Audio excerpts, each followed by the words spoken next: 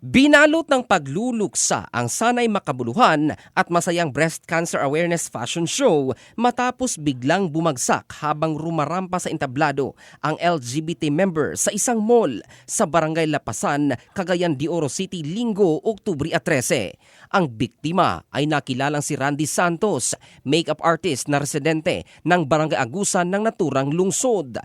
Batay sa nakuhang video, masaya at maliksi pa itong rumarampa at hindi nakita ng sinyales na may masamang nangyari. Subalit sa isang banda, pagtalikod ni Santos ay bigla itong napahinto at napahawak sa kanyang ulo sabay bagsak sa entablado. Umabot pa ng 10 segundo bago tinulungan ng mga miyembro ng organizing committee at mga kalahok ang biktima at isinugod sa Ace Medical Center, ngunit hindi na naagapan ng mga doktor.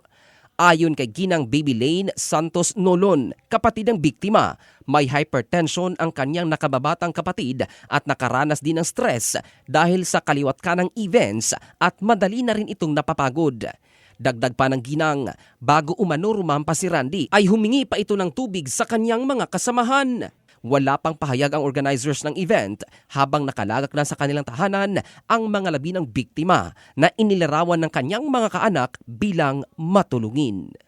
In the heart of changing lives, ito si Jofel Candado ng Brigada News Philippines, the Music and News Authority.